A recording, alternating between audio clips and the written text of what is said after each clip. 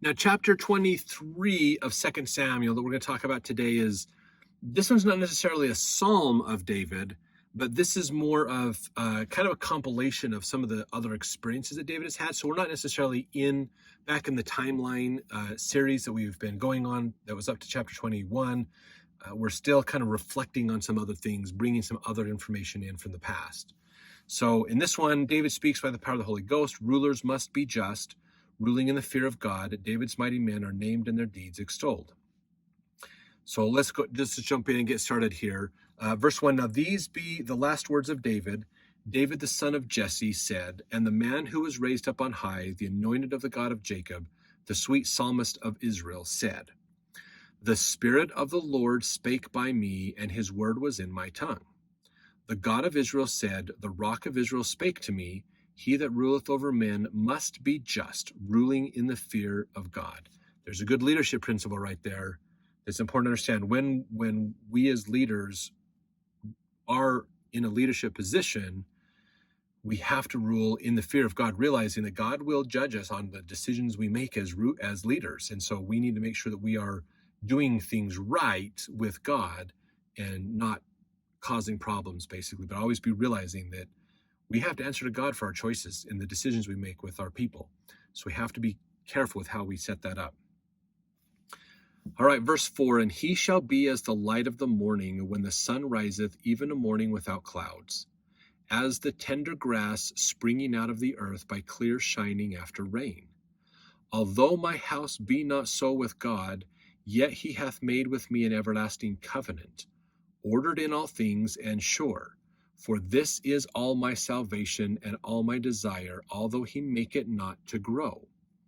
But the sons of Belial shall be all of them as thorns thrust away, because they cannot be taken with his hands.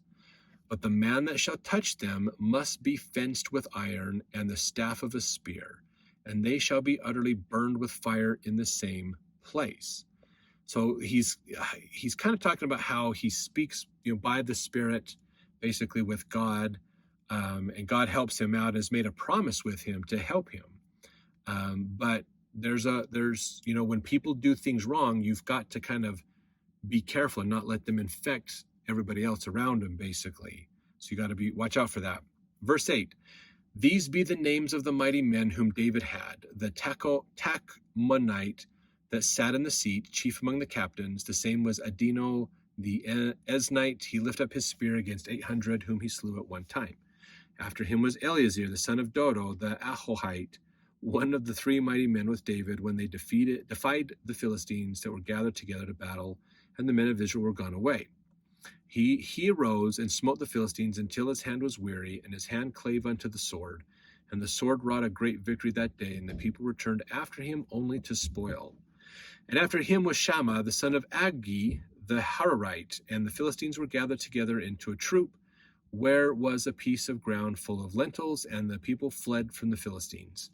But he stood in the midst of the ground and defended it, and slew the Philistines, and the Lord wrought a great victory. And 3 of the 30 chief went down and came to David in the harvest time unto the cave of Adullam, and the troop of the Philistines pitched in the valley of Rephaim. And if you remember, David fled, was hiding in this cave, and Israel, Philistines were going after him as well, challenging him on these things.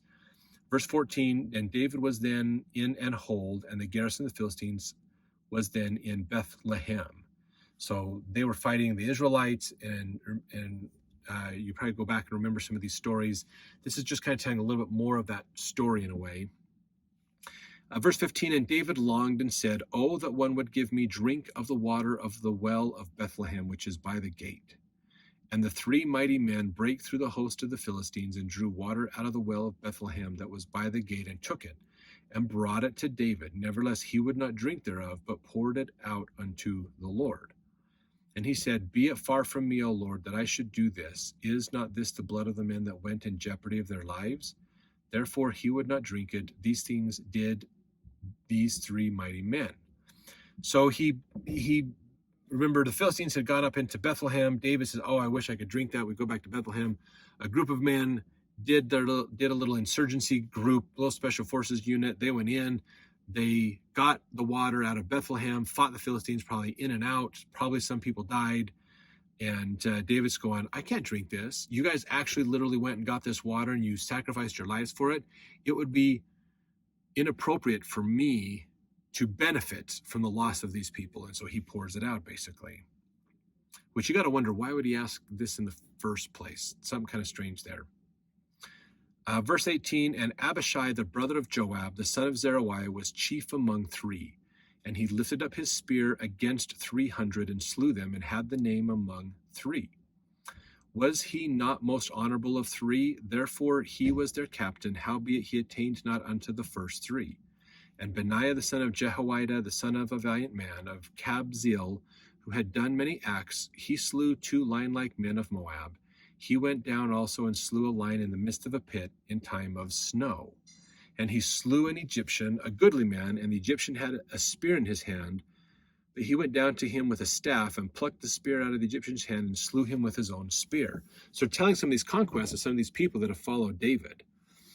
These things did Benaiah the son of Jehoiada, and had the name among 3 mighty men. He was more honorable than the 30, but he attained not to the first 3, and David set him over his guard. So now they're going into understanding there's 3 mighty men that he talked about, and this guy was mighty too, but didn't quite rise that level, so he was put over David's guard. And then there's 30 men that fought with David as well, and so they go through and name these 30 men, which we're not going to give the names of. But something that's interesting, if you go to the very end of this list, Uriah the Hittite was one of the 30 valiant men that fought with David.